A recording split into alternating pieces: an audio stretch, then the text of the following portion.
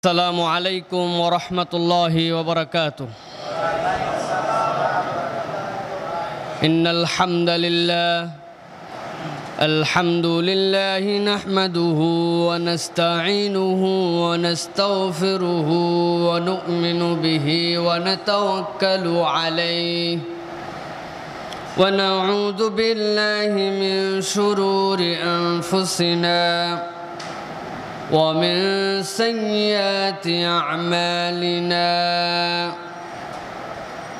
من يهد الله فلا مضل له ومن يضلله فلا هادي له ونشهد أن لا إله إلا الله وحده لا شريك له ونشهد أن سيدنا وحبيبنا وطبيب قلوبنا محمد فقد قال الله سبحانه وتعالى في كلامه المجيد وفي فرقان الحميد.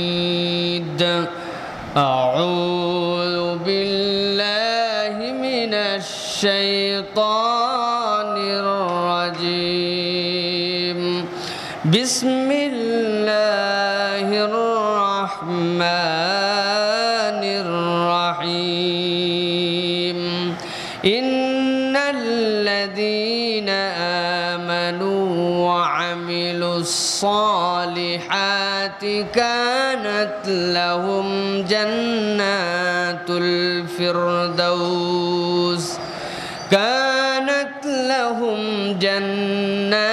الفردوس نزلا خالدين فيها لا يبغون عنها حولا. وقال الله سبحانه وتعالى آمرا ومخبرا للمؤمنين والمؤمنات إلى يوم القيامة إن الله وملائكته يصلون على النبي يا أيها الذين آمنوا صلوا عليه وسلموا تسليما. اللهم صل على محمد وعلى آل محمد كما صليت على إبراهيم وعلى آل إبراهيم إنك حميد مجيد. اللهم بارك على محمد وعلى آل محمد كما باركت على إبراهيم وعلى آل إبراهيم إنك حميد مجيد. الحمد لله আল্লাহ রাব্বুল আলামিনের শুকর গুজার হচ্ছি যে আল্লাহ রাব্বুল আলামিন আমাদেরকে সাইয়্যিদুল আইয়াম জুমার দিনে সাইয়্যিদুল মাকান মসজিদে আল্লাহ রাব্বুল আলামিনের পছন্দের বান্দা ইমানদার হিসাবে কবুল করে আল্লাহ রাব্বুল আলামিনের জিকিরের জন্য আসার বসার তৌফিক দান করলেন। সকলে বলি আলহামদুলিল্লাহ। অজস্র দরুদ এবং সালাম মানবতার মহান মুক্তির দূত জনাবে মুহাম্মদুর রাসূলুল্লাহ সকলে পড়ি সাল্লাল্লাহু আলাইহি ওয়াসাল্লাম।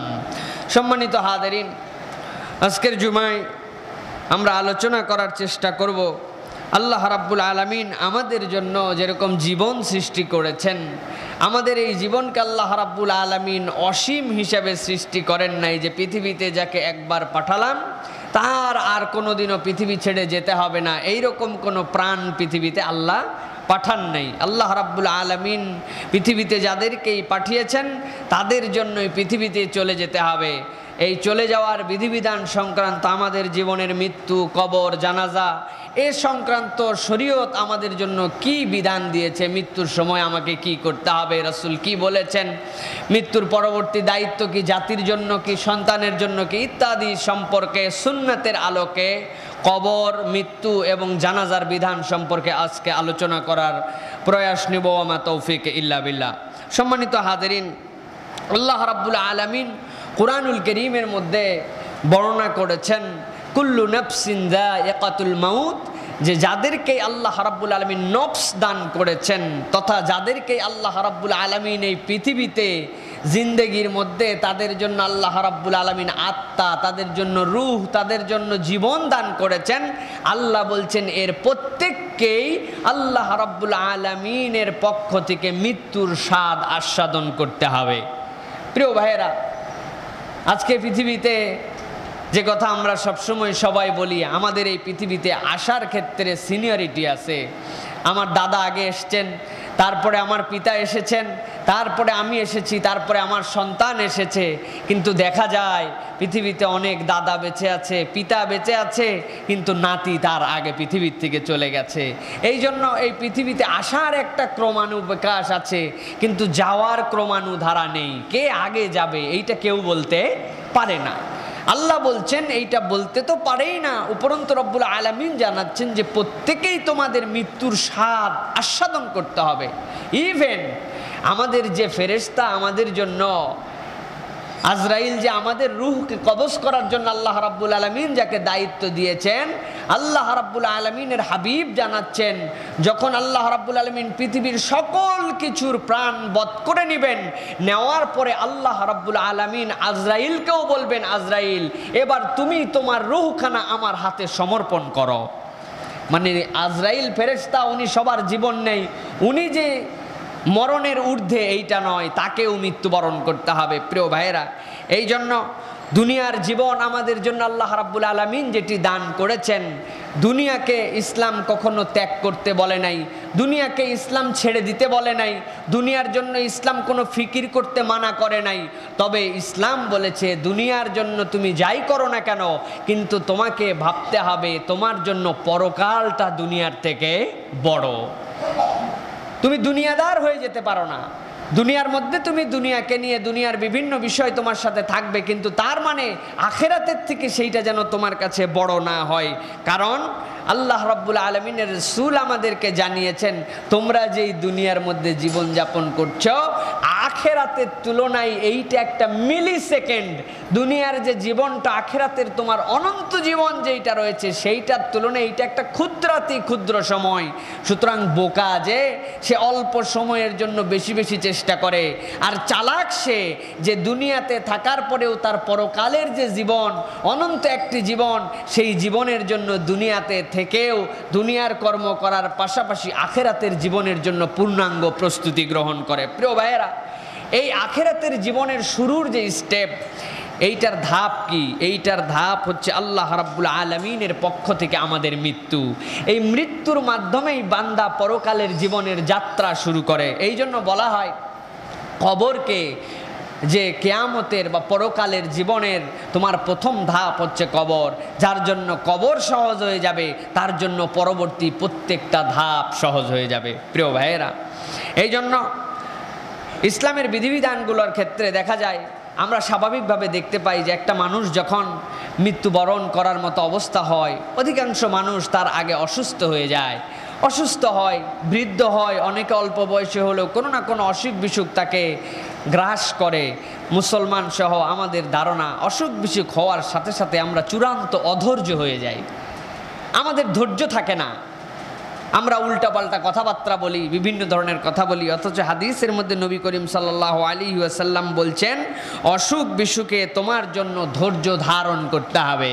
তুমি ধৈর্য ধারণ করবে, কারণ মুমিনের পায়ের নিচে যদি একটা কাঁটাও কখনো ফুটে, আল্লাহ রাব্বুল আলামিন ওই কাঁটা ফুটার মাধ্যমে সে যদি ইস বলে, এটার যে কষ্ট হয়, আল্লাহ রাব্বুল আলামিন তার রাসূলকে দিয়ে জানাচ্ছেন, হাবিব আপনি আমার ইমানদার মুমিনদেরকে জানান তার ওই কাঁটা ফুটার কষ্টের কারণেও আমি রব্বুল আলামিন তার আমল নামা থেকে গুনাহ মুছে দেই।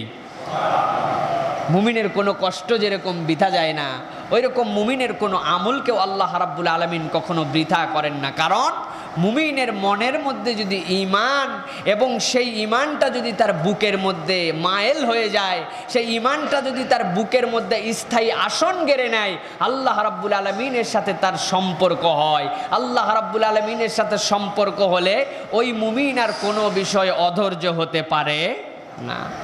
হাকিমুল উম্মাত আশরাফ আলী থানভী রহমতুল্লাহ আলাইহি উদাহরণ দিয়েছেন যে মানুষের অন্তরটা যদি রবের সাথে সম্পর্ক হয়, তার চূড়ান্ত মনিবের সাথে তার অন্তর যদি মিল হয়, তাহলে এই অন্তরটার অবস্থা কেমন হয়? প্রিয় ভাইয়েরা, হাকিমুল উম্মাত আশরাফ আলী থানভী রহমতুল্লাহ আলাইহি বলছেন, একটা গোলাম ছিল এক লোকের। এই গোলামকে সাথে নিয়ে তার মুনিব রাস্তার পাশ দিয়ে হেঁটে হেঁটে যাচ্ছে। যাওয়ার সময় বিকাল হয়ে এসছে, সূর্য হেলে হেলে গেছে। হঠাৎ করে মসজিদ থেকে আজান শুনতে পেয়েছে দুইজনই, ওই মুনিব এবং তার গোলাম দুইজনই শুনেছে, আজান শুনেছে, মুয়াজ্জিন আজান দিয়েছে, হাইয়া আলাস সালাহ, কল্যাণের পথে এসো। যেই নাই আজান শুনেছে, তার সাথের যে গোলাম ছিল, গোলাম মুনিবকে বলছে যে মুনিব, আমার আর হাতে সময় নেই। বলে তোমার সময় নেই মানে? বলে আমার সময় নেই মানে আমার মনিব আমাকে ডেকেছে। বলে তোমার মনিব তো আমি? বলে হ্যাঁ আপনি আমার মনিব, তবে আপনি আমার সেকেন্ডারি মনিব, আমার মূল একজন মালিক আছেন। বলে কে তিনি? সে বলছে আল্লাহ। এই আল্লাহর শব্দের এমন একটা প্রভাব আছে মানুষের মধ্যে। আল্লাহ রাব্বুল আলামিনের ওই বান্দা যখন তার মনিবের সামনে সাহস করে বলেছে যে আমাকে ডেকেছে আল্লাহ, বলে কই যাবে তুমি এখন? বলে আমি এখন একটু মসজিদে যাব। আল্লাহ রাব্বুল আলামিন আমাকে ডাক দিয়েছেন, তার জন্য আমাকে একটু নামাজ আদায় করতে হবে, আমি এই ডাক উপেক্ষা করতে পারবো না। দুইজনই মুসলমান, দুইজনই ইমানদার, কিন্তু একজনের ইমানটা কলবের সাথে জড়িত হয়ে গেছে। তার ইমানটাকে আল্লাহ রাব্বুল আলামিনের কাছে পছন্দনীয় আমলের মাধ্যমে ইমানটাকে সে এমনভাবে প্রস্তুত করেছে, সে বুঝেছে যে রব তাকে ডাক দিয়েছেন। মনিব বলতেছে কই যাবে তুমি? বলে আমি যাব আমার রবের কাছে, আমার রব আমাকে ডাক দিয়েছেন, আপনিও আমার সাথে একটু চলেন, একসাথে যাই, দুইজন আল্লাহর জন্য একটুখানি নামাজটা আদায় করে দিয়ে আসি। মনিব বলতেছে না, তোমাকে আমি সময় দিচ্ছি, আমি অনুভব করতে পারি নাই যে আমার রব আমাকে ডেকেছেন, তবে তুমি যেহেতু বলছো তোমার রব তোমাকে ডেকেছে, তুমি মসজিদে যাও, তবে তাড়াতাড়ি কিন্তু চলে এসো, আমি বাইরে দাঁড়িয়ে আছি। আশরাফ আলী থানভী রহমতুল্লাহ আলাইহি বলছেন, ওই মুনিব যখন বাহিরে দাঁড়িয়ে আছে, তার গোলাম যখন মসজিদের মধ্যে প্রবেশ করেছে, মসজিদে প্রবেশ করার পরে জামাতের মধ্যে নামাজ আদায় করেছে, নামাজ আদায় করার পরে এরপরে তার জন্য যে মাসনুন নামাজ ছিল, সুন্নতগুলোকে আদায় করে ফেলেছে। সুন্নত যখন আদায় হয়ে গেছে, সুন্নতের পরে তার মন আরো টানে নামাজের জন্য, সে এরপরে নফল নামাজ খানা আদায় করেছে। নফল নামাজ আদায় করার পরে ওজিফা করতে বসেছে। রাসূল যে ওজিফাগুলো বলেছিলেন, ওজিফা যখন নখের মধ্যে গুনতেছে, বাহির থেকে মনিবের আর সহ্য হয় না, কতক্ষণ দাঁড়ায় থাকবে? বাহির থেকে ডাক দিছে, আয় আমার গোলাম, কতক্ষণ তুই আর মসজিদের মধ্যে থাকবি, তাড়াতাড়ি বাইরে আয়। মুনিবের এই ডাকের বদৌলতে গোলাম ভিতর থেকে উত্তর দিচ্ছে, ও আমার মালিক, আমার তো মালিক আমাকে ছাড়ে না, মূল মালিক তো আমাকে ছাড়ে না। বলে কে তোর মূল মালিক? বলে আমার আল্লাহ আমাকে ছাড়তেই চায় না। বলে তোর আল্লাহ তোকে ছাড়তে চায় না মানে কি? বলে আমি ফরজ আদায় করেছি, সুন্নত আদায় করেছি, নফল আদায় করেছি, ওজিফা করি, তারপরেও এই মসজিদ থেকে আমাকে আমার রব ছাড়তে চায় না। বলে কেন তোর রব ছাড়তে চায় না বলতো? বলে শোনেন শোনেন, আমার কাছে যুক্তি নাই, তবে আমার মনে হয়, আমার মন বলতেছে, যেই রব আপনিও ইমানদার আমিও ইমানদার, আপনাকে মসজিদের মধ্যে ঢুকতে দেয় না, যেই রবই সেই রবি আমি যখন মসজিদে ঢুকেছি, সেই রব আমাকে মসজিদ থেকে বের হতে দেয় না। কিভাবে এইটা তৈরি হয়? এই মনের অবস্থা তৈরি হয় যখন আপনার আমল, আপনার ফিকির, যখন ইমানের উপরে আপনার ফিকির তৈরি হবে, কালেমার উপর যখন আপনার ফিকির তৈরি হবে, আপনার মন যখন কালেমার পক্ষে হয়ে আপনার বুকের মধ্যে এটা যখন বসে যাবে, তখন আপনার মনের অবস্থা তৈরি হবে। আল্লাহ রাসূল বলছেন, তোমার কলব যদি এরকম তৈরি হয়ে যায়, তোমার মনটা যদি এরকম কালেমাওয়ালা হয়ে যায়, তোমার অন্তরটা যদি এরকম ইমানের পক্ষে পরিপক্কতায় এসে যায়, তোমার সামনে যখন মৃত্যু চলে আসবে, তোমার সামনে যখন অসুস্থতা চলে আসবে, মুমিন তখন এই অসুস্থতায় ঘাবড়ায় যাবে না। আল্লাহ রসুলের চাচা আব্বাস রাদিয়াল্লাহু তাআলা আনহু অসুস্থ হয়ে গেলেন। অসুস্থ হওয়ার পরে নিজে নিজে দোয়া করতেছেন, আর সহ্য হয় না, রব্বুল আলামিন আমাকে মৃত্যু দিয়ে দাও। আল্লাহর নবীর কাছে খবর চলে গেল তার চাচা এরকম কথা বলে ফেলেছেন। আল্লাহর নবী দৌড়িয়ে গেলেন তার চাচার কাছে। যাওয়ার পরে বলছেন, ও আমার চাচা যান, আল্লাহর কাছে আপনি এইভাবে মৃত্যু কামনার জন্য আবেদন করতে পারেন না, মুমিন এইটা করতে পারে না। আমার সহ্য হয় না, যে কেমন করে সহ্য করব, আমার তো এটা সহ্য হয় না ভাতিজা, এই জন্যই তো আমি মৃত্যুর কামনা করেছি। আল্লাহ নবী বললেন, না না, আপনি এটা করতে পারেন না চাচা যান, আপনি আল্লাহর কাছে বলতে পারেন। আপনি যে এই মৃত্যু কামনা করছেন এটা আল্লাহর কাছে পছন্দনীয় না, কারণ মুমিন যদি অসুস্থ অবস্থায় সময় কাটায় আর এই অবস্থা যদি তার দীর্ঘ হয়, আল্লাহ হয়তো তার গুনাহ থেকে তওবা করার জন্য রুখসাত দিয়ে রেখেছেন। আর মুমিন যদি সুস্থ অবস্থায় সময় পার করে এরপরে যদি আবার সুস্থ হয়ে যায়, আল্লাহ নতুন করে তাকে ভালো কাজ করার মতো তৌফিক দিয়ে তার আমলনামাকে সওয়াব দিয়ে পরিপূর্ণ করে দিবেন। এই জন্য কোনো মুমিন কখনোই মৃত্যু কামনা করতে পারে না। সর্বোচ্চ যদি আর অসহ্য হয়, আর সহ্য হয় না, আর কঠিনভাবে অবস্থা যখন আর কোনোভাবে মন মেনে নিতে পারে না, আল্লাহ রসুল বলছেন তখন তুমি বলতে পারো, আয় রব, তুমি তো আমার মূল মালিক, তুমি তো আমার মূল বন্ধু, তুমি যদি মনে করো আমার জন্য ভালো, তাহলে আমাকে আমার রবের সাথে তুমি মিলায়া দাও। আল্লাহুম্মা আলহিকনা বিররফিকিল উলা, হে আল্লাহ তুমি আমার মূল বন্ধুর সাথে আমার বন্ধুত্ব মিলায়া দাও। তার মানে এই না যে দুনিয়ায় থাইকা আপনি অসুস্থ, আল্লাহ রাব্বুল আলামিনকেও গালাগালি করে, নিজেও গালাগালি করে, নিজের ঈমানকেও বরবাদ করে। অনেকেই বলে আল্লাহ রাব্বুল আলামিনের কি বিবেচনা, কি বিবেচনা। তিন ধরনের কথা আমাদের সমাজে আছে। একটা, আল্লাহ রাব্বুল আলামিনের বিবেচনা খারাপ, নাউজুবিল্লাহি মিন যালিক। দুই নম্বর হচ্ছে আল্লাহ রাব্বুল আলামিন আমার জন্য, আমরা বলি অকালে মারা গেল, বলি না আমরা, অকাল মৃত্যু বলে ইসলামে কোনো জিনিস নেই, এটা ইসলামের কনসেপ্টের বাহিরে।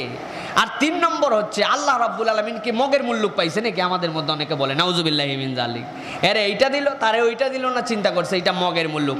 আল্লাহ রাব্বুল আলামিনের সাথে মগের মুল্লুকের কোনো সম্পর্ক, এইটা যদি আপনি বলেন, আপনার রবের যে মূল পরিচয় চারটা, রব, খালিক, মালিক এবং ইলাহ, আপনার আল্লাহ হচ্ছে আপনার জন্য এই চারটা বিষয়, এই চারটার মধ্যে সব কিছু জড়িত আছে।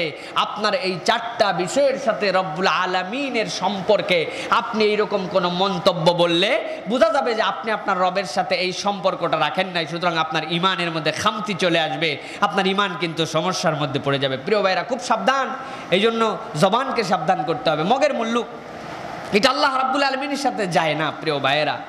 এরপরে অসুস্থ কামনা যেরকম নিষেধ করা হয়েছে, এরপরে রাসূল সাল্লাল্লাহু আলাইহি ওয়াসাল্লাম বলছেন, তোমাদের মধ্যে যদি কেউ মারা যায়, মৃত্যুর অবস্থা তোমাদের মধ্যে যদি কারো উপনীত হয়, তাহলে সুন্নাত পদ্ধতি হচ্ছে তার জন্য তার ভাই, তার পরিবার, তার ইমানদার ভাইরা তার কাছে যাবে এবং তার জন্য কালেমার তালকিন করবে। তাকে মানুষজন বলবে আপনি কালেমা পড়েন, কালেমা তার কাছে শোনাতে হবে, তার জন্য কালেমার তালকিন করতে হবে। আল্লাহর নবী বলছেন এইটা হচ্ছে মুমিনদের জন্য দায়িত্ব। প্রিয় ভাইয়েরা, আমাদের সমাজে এখন দেখা যায় যে যখনই কেউ মারা যাচ্ছে, কিভাবে তার থেকে কি ওসিয়ত লিখে নেওয়া যাবে, কিভাবে তার কাছে কি লিখে নেওয়া যাবে, এইগুলো আমাদের চিন্তার মধ্যে থাকে। সন্তানরা টেনশনের মধ্যে পড়ে যায় যে এই মরে গেলেই তো সব শেষ, এই ফাঁকে যতটুকু নিজের থেকে আদায় করে নেওয়া যায়। অথচ ইসলামের নিয়ম হচ্ছে তার জন্য, সেই মানুষটার জন্য মুসলমানদের কর্তব্য সেই মানুষটাকে কালেমা যেন তার মুখের মধ্যে নসিব হয়, এই জন্য চেষ্টা করতে হবে।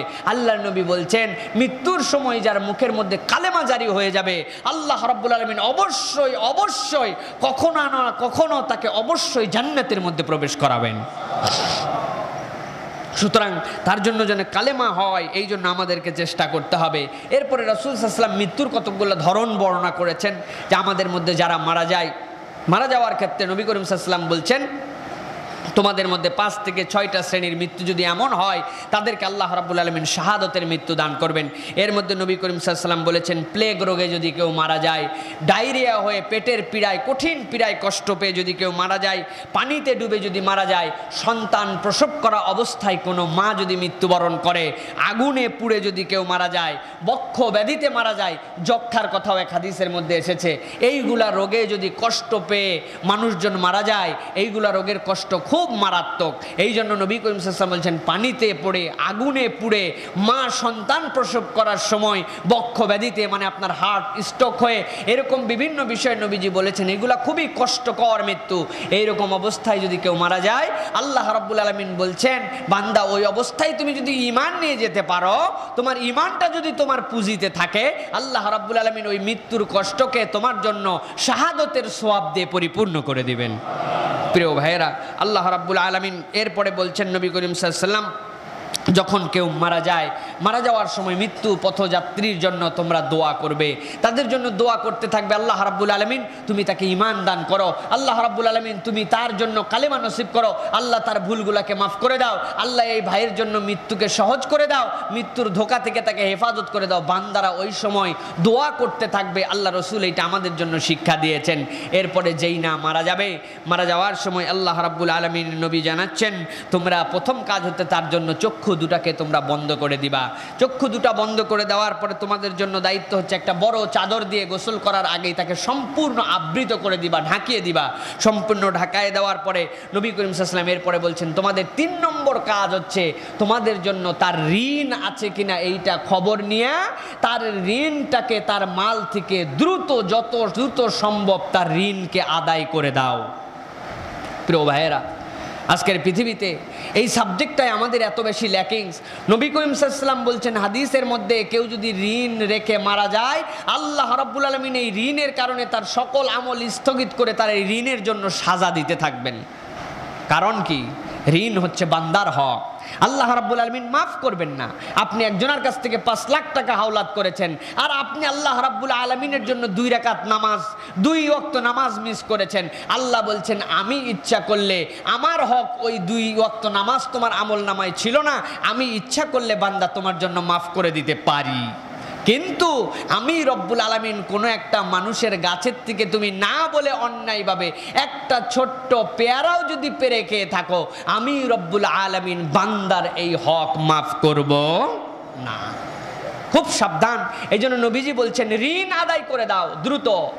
এমনকি ইসলামী রাষ্ট্র যদি কায়েম হয়, আল্লাহ রসুল বলেছেন তার মালের থেকে ঋণ আদায় করার পরে যদি আর তার মাল না থাকে, ইসলামী রাষ্ট্রের জন্য কর্তব্য হচ্ছে রাষ্ট্রের কোষাগার থেকে ওই ব্যক্তির ঋণকে আদায় করে দিবে। সুবহানাল্লাহ ওয়া বিহামদিহি। প্রিয় ভাইয়েরা, এখন তো রাষ্ট্রীয় ঋণেই আমরা জর্জরিত, কিন্তু রাষ্ট্রের কথা ছিল যে রাষ্ট্র আপনার ঋণ যদি আপনি অপারগ হয়ে যান আদায় করে দিবে। শরীয়ত এটা আপনার জন্য, এই জন্য আমাদের জন্য খুব সিনসিয়ারলি কেউ যদি মারা যায় তার ঋণের কি খবর আছে এইটা এই জন্য রব্বুল আলামিন আদায় করার জন্য আমাদেরকে নির্দেশ দিয়েছেন। এরপরে নবী করিম সাল্লাল্লাহু আলাইহি ওয়াসাল্লাম বলছেন, তোমরা শোক প্রকাশ তার জন্য করো, তার জন্য তোমরা শোক প্রকাশ করতে পারবে, তবে ইসলাম তার জন্য কতকগুলো ধরন দান করেছে। প্রিয় ভাইয়েরা, এরপরে নবী করিম সাল্লাল্লাহু আলাইহি ওয়াসাল্লাম বলছেন, তোমাদের জন্য আমি কি একটা ঘোষণা দিব? সাহাবীরা বললেন, কি ঘোষণা ইয়া রাসূলুল্লাহ? বলে, শোনো, তোমাদের জন্য জান্নাতের মধ্যে যখন প্রবেশ করবে, জান্নাতে প্রবেশ করার পরে তোমাদের জন্য সবুজ রঙের একটা রাজ পোশাক দান করা হবে। কোন আমল করলে তোমাদের জন্য এই সবুজ রাজ পোশাকটা তোমাদেরকে দেওয়া হবে? তোমরা কি শুনতে চাও নাকি শুনতে চাই? ইয়া রাসূলুল্লাহ, আমাদেরকে জানান। আল্লাহ রসুল বললেন, এইটা এমন কোনো কঠিন বিষয় না। যখন তোমাদের কোনো মুমিন ভাই মুমিন বোন মারা যায়, তুমি যদি আশপাশে তার বাসিন্দা হয়ে থাকো, তুমি যদি তার কাছে যে সান্ত্বনা দিয়ে বলো, ভাই রে মন খারাপ করো না, তোমাকেও যেতে হবে আমাকেও যেতে হবে, দুঃখ পেও না, জানি তোমার বুকের মধ্যে কি কষ্ট হচ্ছে, আমার হাজার কথা বলার দ্বারা তোমার সেইটা উপশম হবে না, আল্লাহর উপর ভরসা করো, আল্লাহ তোমার এই ঘাটতিকে হয়তো পূরণ করে দিবেন। কোনো একটা ভাইকে যদি আদর করে করে আপনি সান্ত্বনা দিতে পারেন, আপনার কোনো খরচ হয় না, আপনার টাকা পয়সা দিতে হবে না, আপনাকে তার জন্য অন্য কোনো হেল্প করতে হবে না, আপনার মুখটাকে ব্যবহার করে আপনার মৃত ভাইয়ের পরিবারের জন্য যদি সান্ত্বনা দেন, আল্লাহ রসুল বলছেন, আমি গ্যারেন্টি দিলাম তুমি জান্নাতে ঢোকার পরে আল্লাহ রাব্বুল আলামিন তোমাকে সবুজ রঙের একটা রাজ পোশাক দান করে দিয়ে জান্নাতে ওই সান্ত্বনার বদলে তোমাকে সম্মানিত করে দিবেন। সম্মানিত করবেন রব্বুল আলামিন। আমাদের সমাজের মধ্যে আমরা আস্তে আস্তে এমন কনজারভেটিভ হয়ে যাচ্ছি, আস্তে আস্তে আমাদের সমাজ এমন হয়ে যাচ্ছে, মারা গেছে কেউ কারো খবর রাখে না, কেউ কারো জানাজায় যায় না। আগের দিনে দেখা গিয়েছে কেউ যদি মারা যায় তার বাড়িতে বহুত দিন পর্যন্ত চুলাই জ্বলে না, আশপাশের মানুষ তার বাড়িতে খাওয়ায়। আর এখন চিন্তা করতে হয় যে মারা যায় যে যত লোক আসবে রে ভাই, নতুন বাবুর্চি নিয়ে এসে নিজের বাড়িতে রান্না করতে হবে, খাওয়ার তারপরেও বন্ধ নেই। কি বলেন? কঠিন অবস্থা। পরিবেশ কিভাবে চেঞ্জ হয়ে গেছে, কারণ আমরা সুন্নাতের মধ্যে নাই। আমাদের সমাজ এখন আর্টিফিশিয়াল সমাজ, আমাদের সমাজ এখন টোটাল সমাজও টোটাল প্রফেশনাল সমাজ, এখানে যা হবে প্রফেশনালি হবে। প্রিয় ভাইয়েরা, অথচ ইসলাম বলছে আপনার জন্য এই সৌজন্যতা, পরিবারের জন্য নির্দেশ দিয়েছে। এরপরে যে তোমাদের জন্য রব্বুল আলামিন নির্দেশ দিয়েছেন তোমরা শোক করতে পারো, তবে শোকের নাম করে মাতম করা, মাতম করে চুল ছিঁড়া, কাপড় চুপড় ছিঁড়া পরা, চিল্লাই চিল্লাই কাঁদাকাটি করা, শরীয়তে এটা কঠিনভাবে নিষেধ করা হয়েছে। আল্লাহ নবী যখন উহুদের যুদ্ধ থেকে ফিরলেন, উহুদের যুদ্ধ থেকে ফেরার আগ পর্যন্ত ইসলামে রোনাজারি করে চিৎকার করে করে কান্নাকাটির বিধান ছিল। আল্লাহর নবী উহুদের যুদ্ধের পরে মদিনায় আসতেছেন। মদিনায় আসার পরে মদিনার অলিতে গলিতে শোনেন প্রত্যেকটা পরিবারে কান্নার রোল, কারো ভাই নাই, কারো বোন নাই, কারো পিতা নাই, কারো স্বামী নাই। মদিনার রাস্তায় রাস্তায় কান্না, মাতম করে করে সবাই কাঁদতেছে। আল্লাহর নবীর চোখ দিয়ে পানি গড়ায় গড়ায় পড়ল। আল্লাহর নবীর সাথে সাহাবীদেরকে বলেন, আহারে এইখানে যারা কান্নাকাটি করতেছে এই আনসারদের পাপ চলে গেছে, সন্তান তার জন্য কাঁদে, এই আনসারদের স্বামী চলে গেছে, স্ত্রী তার জন্য শোক প্রকাশ করতেছে, কিন্তু আমার চাচা হামজা আজকে শহীদ হয়ে গেছেন, হামজার পরিবার তো মক্কায়, তার জন্য শোক প্রকাশ করার মদিনাতে কেউ নাই। যে আল্লাহর নবী এই কথা বললেন, নবীজির চোখ দিয়ে পানি পড়ছিল। আল্লাহ নবী বললেন, হামজার জন্য কাঁদার তো কেউ নাই মদিনায়। এই কথা শুনে এক আনসারী সাহাবী দৌড়ে গেলেন, মদিনার ঘরে ঘরে জানালেন, আল্লাহর নবীর চাচা সাইয়্যিদুশ শুহাদা হামজা মারা গেছেন, স্বাভাবিক মারে না, এমন ভাবে তাকে হত্যা করা হয়েছে, তার কলিজাটা পর্যন্ত বের করে চিবানো হয়েছে, তার কানগুলাকে কেটে ফেলা হয়েছে। এমন ভাবে আল্লাহর নবীর চোখ দিয়ে পানি পড়তেছে, নবীজি দুঃখ পেয়েছেন। তার চাচার জন্য কেউ শোক প্রকাশ করার নাই। তোমাদের জন্য মদিনার রমণীদেরকে নির্দেশ দেওয়া হলো তোমরা হামজার জন্য শোক প্রকাশ করে কান্নাকাটি করো। মদিনার মহিলা সাহাবীরা যখন এই ঘোষণা শুনলেন সবাই কাঁদতে শুরু করেছেন হামজার জন্য শোক প্রকাশ করে। আল্লাহর নবী মনে মনে খুশি হয়ে গেলেন। আল্লাহর নবীর মনটা ভালো লাগলো যে আমার চাচার জন্য ভালোবাসার মানুষ আছে, তারা তো জানতোই না হামজা মারা গেছেন।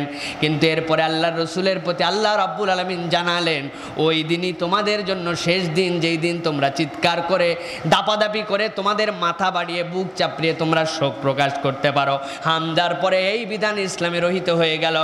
কিয়ামত পর্যন্ত যত মানুষ, যত ব্যক্তিত্বশীল যে অবস্থায় মারা যাক না কেন, তার জন্য শোক প্রকাশ করতে পারবে, কিন্তু চুল ছিঁড়ে দাবড়ায় চিল্লায় চিৎকার করে তোমাদের জন্য শোক প্রকাশ করা ইসলামে হারাম করে দেওয়া হলো।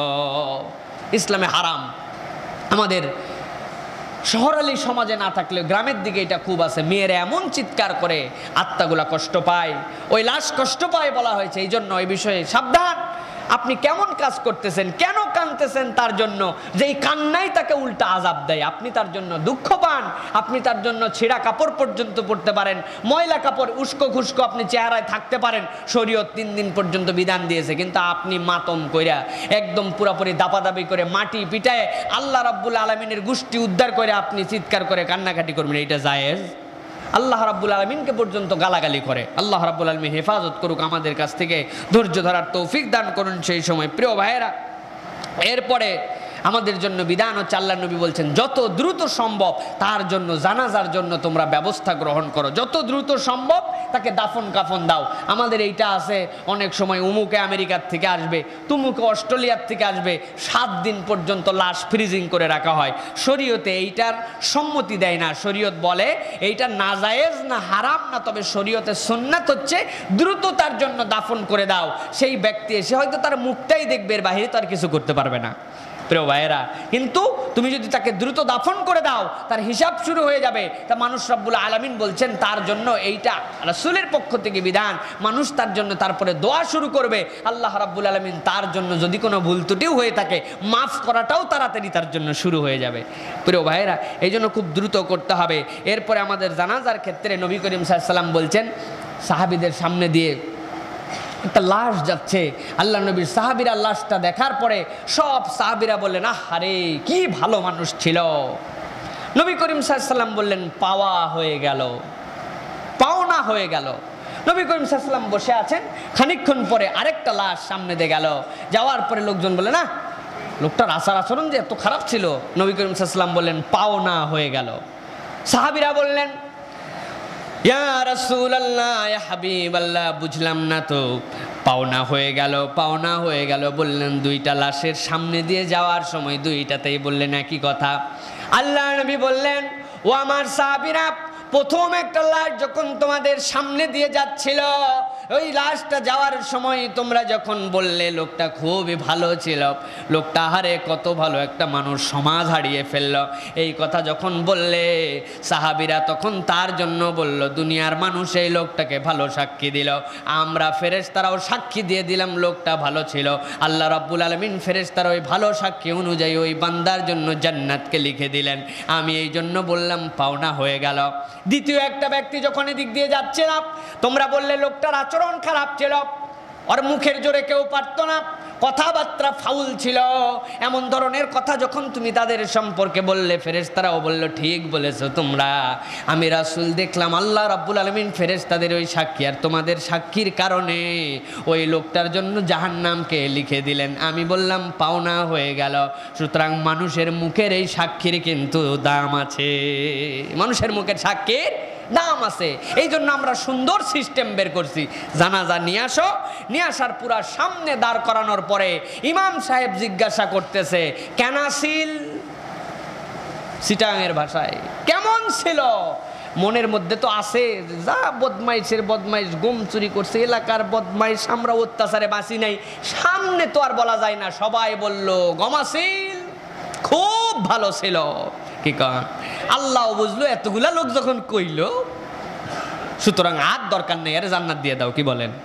জি না, আপনার মনের থেকে সাক্ষী হতে হবে। আল্লাহ নবী হাদিসের মধ্যে বলতেছেন, মা মিন মুসলিমিন ইয়ামুতু ফায়াশহাদু লাহু আরবাআতু আহলুল ইবাদ। আল্লাহ নবী বলতেছেন, শোনো, তোমাদের মধ্যে কোনো একটা ব্যক্তি যদি মারা যায়, মারা যাওয়ার পরে আল্লাহর নবী বলতেছেন, তোমাদের ওই বাড়ির পাশের 4টা বাড়ি পর্যন্ত যারা পড়োশি, তোমাদের এই 4 বাড়িওয়ালা পর্যন্ত যদি বলে যে আমরা জানতাম যে এই লোকটা সত্যি ভালো ছিল, আল্লাহ রাব্বুল আলামিনের রাসূল জানাচ্ছেন আল্লাহ রাব্বুল আলামিনের কাছে এই সাক্ষীটা গ্র্যান্ড হয়ে যায়। আল্লাহ রাব্বুল আলামিন এই সাক্ষীর বদৌলতে ফেরেশতাদের মাধ্যমে তার জন্য জান্নাতকে নির্ধারিত করে দেন। প্রিয় ভাইয়েরা, আল্লাহ রাব্বুল আলামিন আপনার এই 4 জন পড়োশির সাক্ষী আপনার থেকে নিতে চান, যারা এইটাও সাক্ষী দিবে যে এই লোকের কি কি খারাপ গুণ ছিল। এইটা আমরা জানি না ভাই, মানুষের তো খারাপ গুণ থাকতেই পারে, মানুষের দোষ থাকতেই পারে, কিন্তু এটা আমাদের জানা ছিল না, ভালোগুলি আমাদের জানা ছিল। আল্লাহ রসুল বলছেন যে এই দোষগুলা তার 4 বাড়ি পর্যন্ত আশপাশের জানতো না, আল্লাহ রাব্বুল আলামিন ওই দোষগুলা তার গোপন রেখে ওই বান্দাকে জান্নাতের উপযুক্ত বানায় দিবেন। প্রিয় ভাইয়েরা, অথচ পড়োশির সাথে আমাদের সম্পর্ক খারাপ। প্রত্যেকটা পড়োশি শোনেন, পড়োশির সাথে পড়োশির কোনো সম্পর্ক নাই। উনি 10 বাড়ি দূরের মানুষের সাথে যায় সম্পর্ক করে, 10 বাড়ি দূরের মানুষের সাথে তার ভালোবাসার সম্পর্ক আছে, কিন্তু পড়োশির সাথে তার পড়োশির সম্পর্ক নেই। 1 বিঘা জমি নিয়ে, 1 কাঠা সম্পত্তি নিয়ে, এই এদিকে সানসেট দিবেন, এদিকে জালনা খুলবেন, এদিকে বাথরুমের ভেন্টিলেটর কাটবেন নাকি গ্যাস পাইপ রাখবেন, এই রকম ন্যূনতম সম্পর্ক নিয়ে 8 বিঘা জমি নিয়ে পড়োশির সাথে সম্পর্ক নাই। মরার পরে ওই পড়োশি বলে, যাক একটা ঝামেলা অন্তত মিটল। প্রিয় ভাইয়েরা, এইরকম জানি আমাদের না হয়, এমনভাবে সম্পর্ক গঠন করেন। আমি পড়শিদের হকের উপরে আপনাদের কাছে আলোচনা করেছি এর আগে। আল্লাহর নবী বলছেন, আল্লাহ রাব্বুল আলামিন আমার প্রতি এত বেশি জিবরাইল আমিনকে দিয়ে পড়শির হক, পড়শির হক, পড়শির হক, জিরানুকা জিরানুকা জিরানুক, তোমার পড়শি আল্লাহ বলতে থাকলেন। আমার ভয় হলো যে না জানি আমার পড়শিকে আমার সম্পত্তির ওয়ারিস বানায় দেওয়া হয়। আল্লাহু আকবার। কি পরিমাণ আল্লাহ রসুল বারবার সতর্ক করেছেন যে তোমার পড়শির ব্যাপারে তুমি খেয়াল রাখো। আমাদের পড়শির ব্যাপারে আমাদের কোনো খেয়াল নাই। আমরা ভালো আয়োজন করি, ভালো খাই। আমি তো মাঝে মাঝে বলি, পড়শি তো দূরের কথা, সামনাসামনি দরজার দুটা ফ্ল্যাট 20 বছর বেঁচে গেছে, একই জায়গায় থাকছে। এই বাংলাদেশে পর্যন্ত এখন হচ্ছে কেউ কারো খবর রাখে না। এটা কোনো বানানো কথা না ভাই, আপনারা নিজেরা বিবেচনা করে দেখেন, এটা কোনো বানানো কথা না। নিজের পাশের ফ্ল্যাটের খবর রাখে না, নিজে ফজরের নামাজ পড়তে আসে আলহামদুলিল্লাহ, জীবনে তার পাশের ফ্ল্যাটের মালিক নামাজ পড়লো কি না পড়লো কোনোদিন আপনি তাকে ডাকলেন না। কেমন পড়শি আপনি? কেমন আপনি আপনার জিম্মাদারি আদায় করলেন? ওই লোক নামাজ পড়ে কিনা, অসুস্থ হয়ে আছে কিনা এরকমও জানা যায় না। কিছুদিন আগে শুনলাম ঢাকা বিশ্ববিদ্যালয়ের এক শিক্ষক মারা যাওয়ার 4 দিন পরে তিনি যে ঘরের মধ্যে মারা গেছেন এইটা মানুষ জানতে পেরেছে, তারপরে বের করেছে। কারণ কারোর সাথে কারো সম্পর্ক ছিল না, ফজরের নামাজে একসাথে যাইতো না, জোহরের নামাজে একসাথে যাইতো না, নামাজই হয়তো ছিল না, এই জন্য তার সম্পর্ক কেমন করে বুঝবে? মসজিদে আসে নাই, মানুষ তো বুঝবে। আহারে নামাজ পড়তে আসে নাই 2 দিন, লোকটার কি অবস্থা দেখতো, চাচা অসুস্থ কিনা, ও তো জানে নামাজেই আসে না, খবর নিবে কেমন করে? 4 দিন পরে কে জানি কলিং বেল চাপছে অনেকক্ষণ, খাম দেওয়ার জন্য, চিঠি দেওয়ার জন্য, দেখে খোলে না। পরে রিপোর্ট করছে যে কি ব্যাপার, বাহির থেকে তালা দেওয়া না, ভিতরে খোলে না কেন? পরে ভাঙ্গে দেখে ভিতরে মরে পড়ে আছে 4 দিন আগে, গা পচে প্রায় শেষ। প্রিয় ভাইয়ের, আল্লাহ হেফাজত করুক। এই জন্য আল্লাহর নবী বলতেছেন, কি ধরনের আপনার সম্পর্ক থাকলে আপনার সাথে আপনার পড়শি সাক্ষী দিলে আল্লাহর কাছে সেটা গ্রহণযোগ্য হয়ে যায়। সুবহানাল্লাহি ওয়া বিহামদিহি। প্রিয় ভাইরা, এই জন্য আমাদের জন্য এই বিষয়গুলোয় খুব সতর্ক হতে হবে। এরপর আল্লাহর নবী বলতেছেন, জানাজায় তোমরা অংশগ্রহণ করো।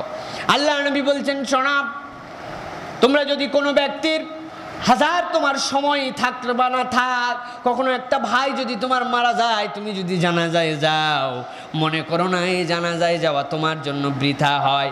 আমি রাসূল তোমার জন্য জানাচ্ছি, শোনো, কোনো ভাইয়ের জানাজায় যদি তুমি অংশগ্রহণ করো, আল্লাহ রাব্বুল আলামিন তোমার আমলনামায় 1 কিরাত সওয়াব তোমার জন্য নির্ধারণ করে দিবেন। সাহাবীরা বললেন, ইয়া রাসূলুল্লাহ, কিরাত কি জিনিস আমরা তো জানি না, এটার পরিমাণ কি? আল্লাহ নবী বললেন, শোনো, পৃথিবীর বুকে 3য় বৃহত্তম পাহাড় 8 কিলোমিটার দীর্ঘ, মদিনার দক্ষিণ প্রান্তটা পুরা আটকায় রেখেছে। উহুদের পাহাড়, যেই পাহাড়টা পুরাটা 8 কিলোমিটার পর্যন্ত কোনো রকম মধ্যে ফাঁকা নাই, জয়েন্ট পুরা পাহাড়টা এরকম। আল্লাহর নবী বললেন, এই পুরা পাহাড়টাকে যদি সোয়াবের হিসাবে তোমরা গণনা করো, আল্লাহ রাব্বুল আলামিন এই উহুদ পাহাড়ের সমান সোয়াব তুমি ওই ভাইয়ের জানাজায় যদি অংশগ্রহণ করো, তোমার আমল নামায় তৎক্ষণাৎ লিখে দিবে।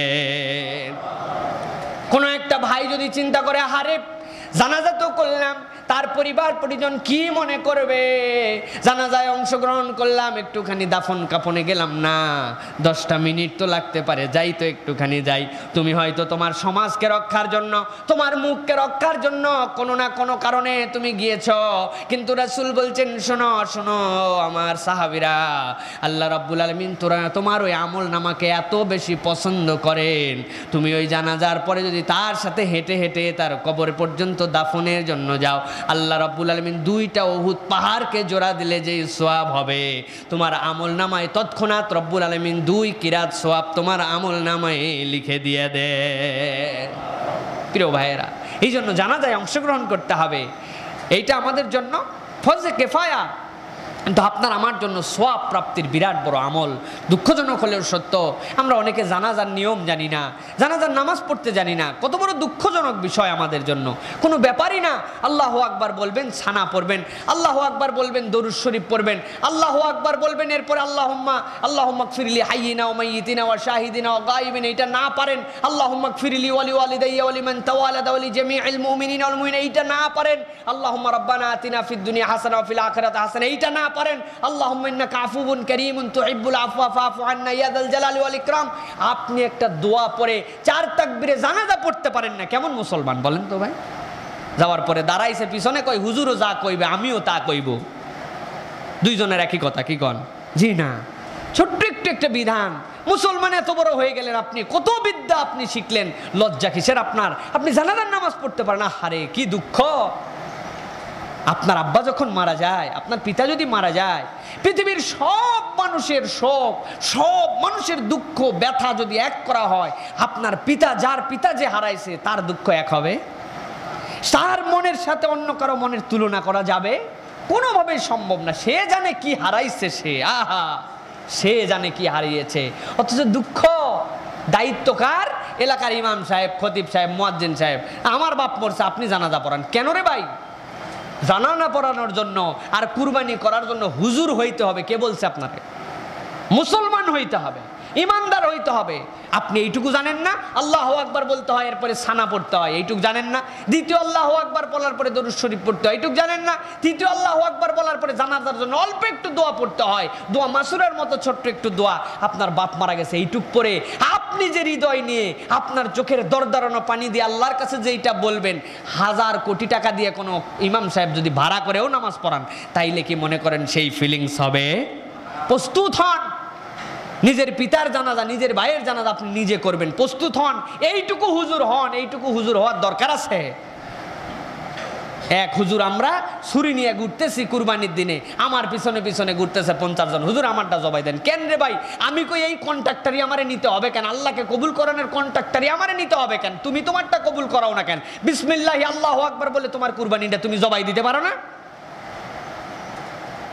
প্রিয় ভাইয়েরা, কঠিন কাজ না শরীয়ত। আদ-দীনু আন-নাসিহা, আদ-দীনু আল-ফিতরা। আপনার স্বভাব যেটা, এটাই ইসলাম। এর আগে পিছে কোনো ইসলামের গুরুমন্ত্র নাই। কুরবানির আগে গুরুমন্ত্র আছে নাকি?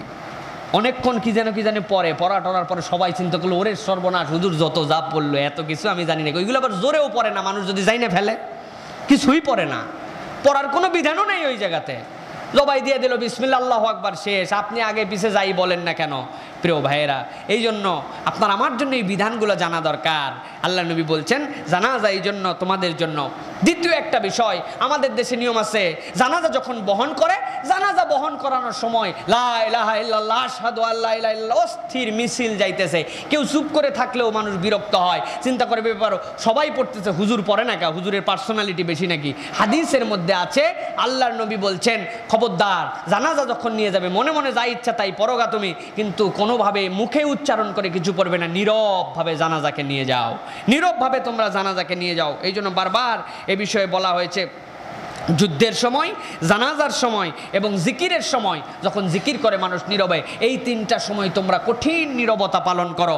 নীরবে তোমরা জানাজাকে নিয়ে চলো। জানাজার সাথে মিছিল দিয়া, জানাজার সাথে মাইক বাজায়, অনেকে চিটাঙার দিকে মাইক বাজায়, জিকিরের মাইক বাজতেছে আর জানাজা যাইতেছে। আল্লাহ নবী বলছেন না, এইগুলো বিদআ, এইগুলো তোমরা করবা না, এইগুলো তোমাদের জন্য নিয়ম না। প্রিয় ভাইয়েরা, এই জন্য আমাদের জন্য বিধান হচ্ছে যে আমরা যখন জানাজা নিয়ে যাব, আমরা দোয়া দরুদ কালেমা যাই পড়ি, আমরা মনে মনে পড়ি। যখন জোরে পড়তে হবে তখন লোক পাওয়া যায় না, আর যখন জোরে পড়া লাগবে না তখন লোকের অভাব নাই। জোরে পড়তে হবে কখন? যখন লোকটা মারা যাচ্ছে, তখন তাকে কালেমা শোনাও, আল্লাহ রসুল বলছেন, তখন লোক নাই।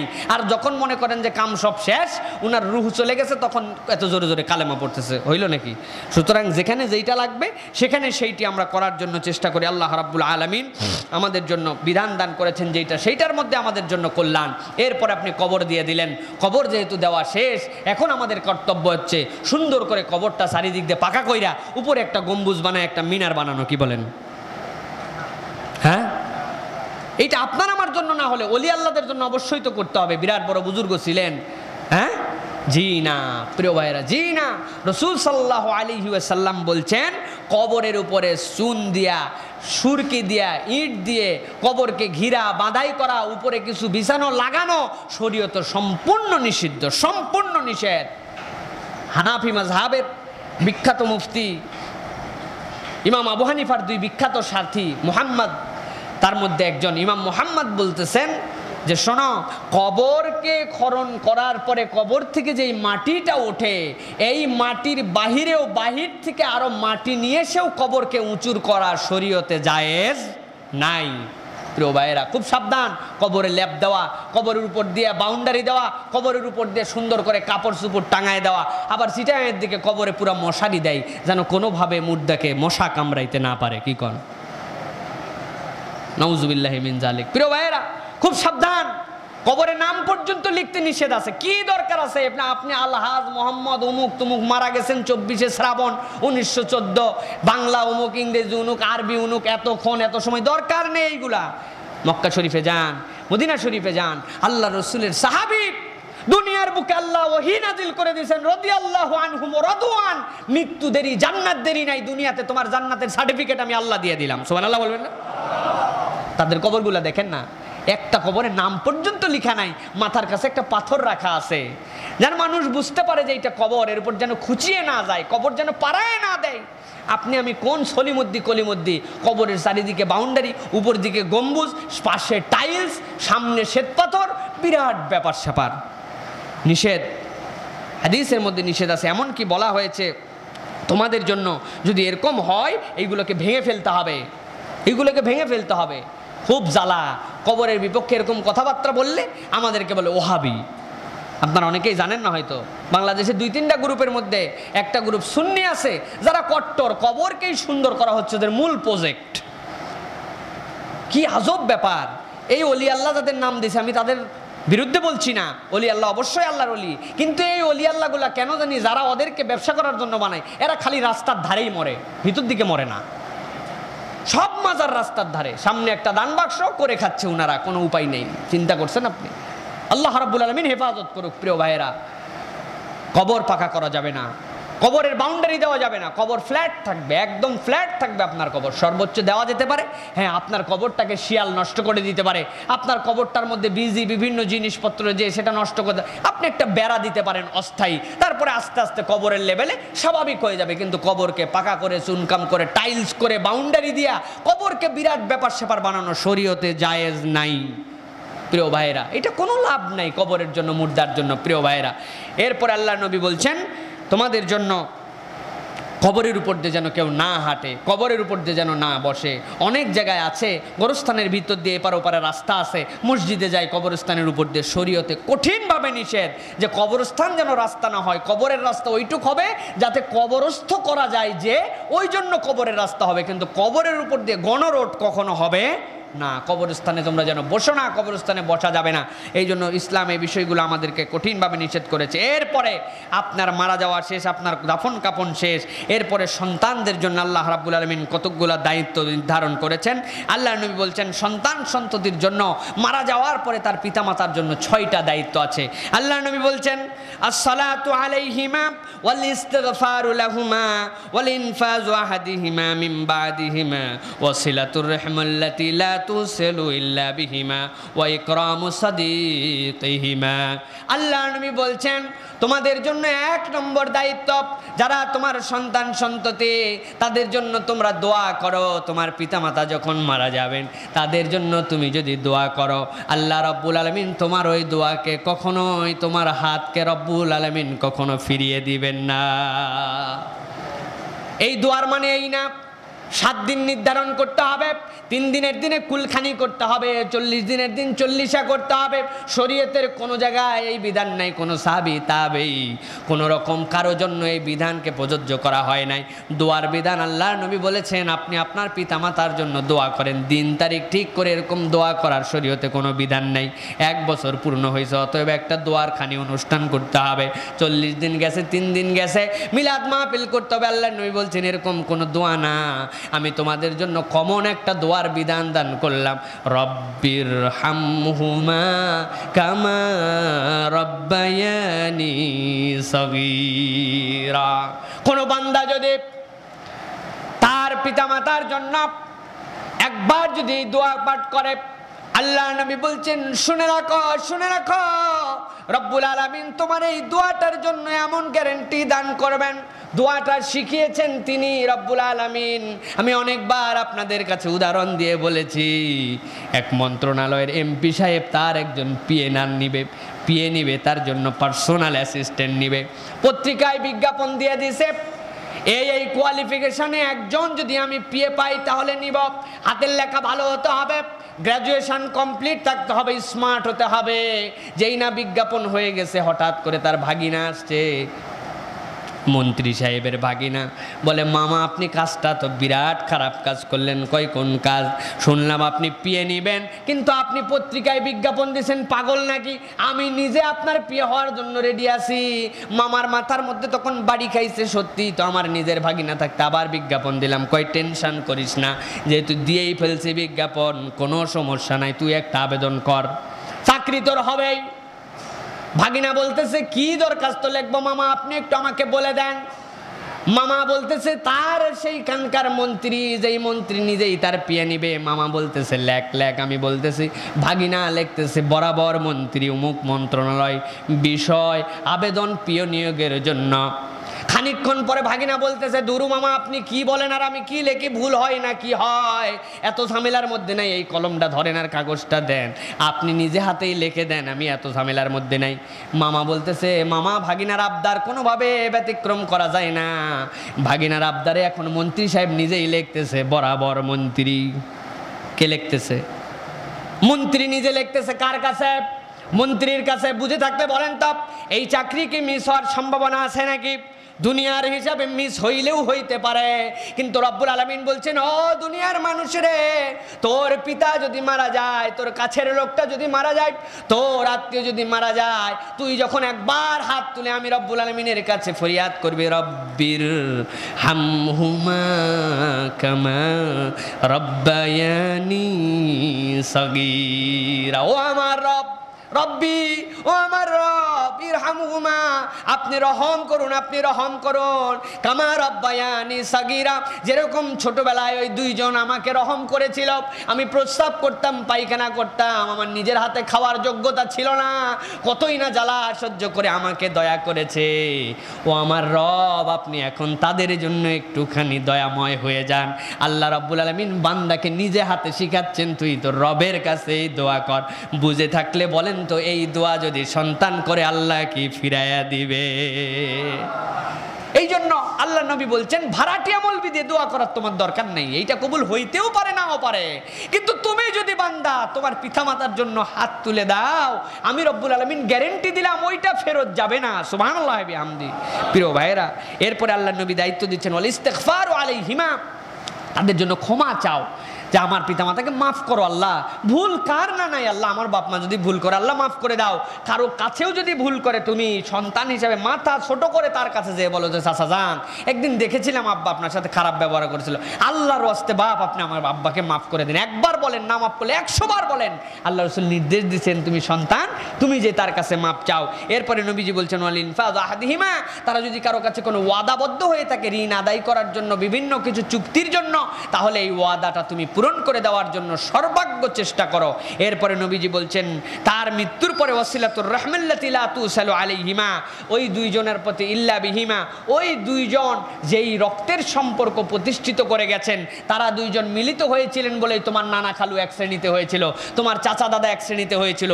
এর সম্পর্কে রক্তের মাধ্যমে তাদের দুইজনের কারণে যে সম্পর্ক, তোমাদের জন্য আমি রাসূল বললাম, এই সম্পর্ক যেন নষ্ট না হয়। তোমার আব্বা তোমার ফুপুর কাছে যাইতো, ফুপুর একটা হয়তো মেয়ে ছিল, যেই মেয়েটা হয়তো বিধবা ছিল, তার জন্য ঈদের দিন খবর নিত, তোমার আব্বাও মারা গেছে, আর কোনো খবর তুমি এইগুলো রাখো না, এখন তুমি আলাদা চিন্তা করছো, বাবজা করছে, এইগুলা বুঝেও করছে না বুঝেও করছো, আমার এগুলো করার দরকার নাই। আল্লাহ নবী বললেন, না, সন্তান হিসেবে তুমি তাহলে হক আদায় করতে পারো নাই, তোমার জন্য দায়িত্ব, তুমি রক্তের সম্পর্ক তোমার বাপ যেগুলো মেনটেন করতো, তুমি যদি মেনটেন করতে পারো, তাহলে তোমার জন্য ওই 40 মল্লিশা কিচ্ছু লাগবে না। আল্লাহ রাব্বুল আলামিন তোমার আব্বার কবরের মধ্যে অটোমেটিক সোয়াবের ফলগু ধারা বহন করে দিবেন। সুবহানাল্লাহ। প্রিয় ভাই, আমরা খুব পিছিয়ে আছি এই দিক দিয়ে। খেয়াল করে দেখেন, কত লোকের সাথে আমার দোস্তালি, কত লোকের সাথে আমার খাতির, যার সাথে কোনো রক্তের সম্পর্কই নেই, অথচ আপনার রক্তের সম্পর্ক। খেয়াল করে দেখেন, আজকেও 3 মাস হলো একদিন ফোনও করেন নাই, 2 বছর হলো খবরই নেই, বাড়ি চেনে না, এরকম হয়ে গেছে, অথচ আব্বার সাথে খুব ভালো খাতির ছিল। এটা মেনটেন করেন, আল্লাহ রাব্বুল আলামিন বরকত দান করবেন। সর্বশেষ আল্লাহ নবী বলছেন, ওয়াল ইকরামু সাদিকিহিমা, ওই পিতামাতার যদি কোনো বন্ধু থাকে, যাদের সাথে তিনি উঠা বসা করতেন, যাদের সাথে হাই হ্যালো করতেন, যাদের সাথে দোস্তালি ছিল, তোমার দায়িত্ব তোমার আব্বা আম্মার ওই বন্ধুদের জন্য তোমরা তাদেরকে সম্মান করবে। তোমার আব্বার দোস্ত ছিল, এই হিসাবে তার সাথে অবশ্যই তুমি কখনো বেয়াদবি করতে পারবে না। না, তার সাথে সুন্দর আচরণ করবে। নবী করিম সাল্লাল্লাহু আলাইহি ওয়াসাল্লাম এটা তোমার জন্য নির্দেশ দান করেছেন।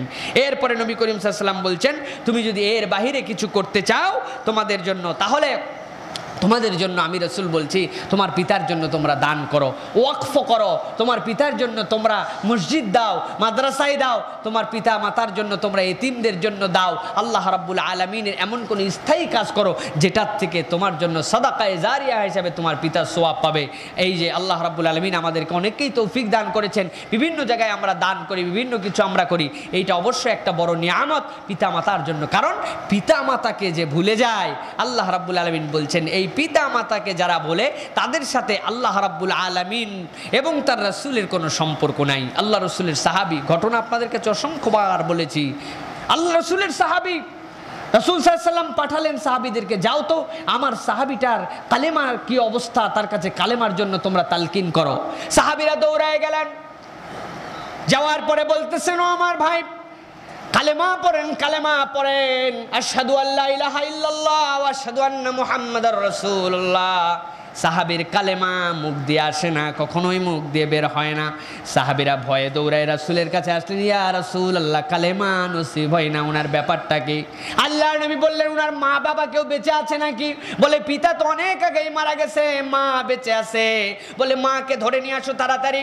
মাকে নিয়ে আসা হলো, তার কাছে নিয়ে আসার পরে বলে, তোমার সন্তানের কালেমা নসিব হয় না, তুমি কি কোনো কষ্ট পেয়েছো নাকি বুড়িমা তার উপরে? বলে না ইয়া রাসূলুল্লাহ, আমি তার উপরে খুবই খুশি আছি, আমাকে সে খাওয়াইতো পড়াইতো, আমার জন্য সব কিছু সে করতো। কিন্তু ইয়া রাসূলুল্লাহ তার ঘরে একটা স্ত্রী ছিল, ওই স্ত্রীকে যে পরিমাণ সময় সে দান করতো, স্ত্রীর কথা যে পরিমাণ শুনতো, আমার কথাটা সেই পরিমাণ প্রায়োরিটি দিয়ে সে শুনে নাই, তার স্ত্রীকে আমার উপরে প্রাধান্য দিত, আমার সাথে সে গল্প করতো না, সময় দিত না। ইয়া রাসূলুল্লাহ আমার মনের মধ্যে এই জন্য দুঃখ আছে। আল্লাহ নবী বললেন, তুমি মাফ করে দাও, তাছাড়া কিন্তু তোমার সন্তানের কালেমা নসিব হবে না। মা বললেন, ও রাসূলুল্লাহ, ইয়া রাসূলুল্লাহ আমি সব করতে রাজি, কিন্তু আমার এই দুঃখ আপনি বুঝবেন না, আমি এইটা তাকে ক্ষমা করতে পারবো না।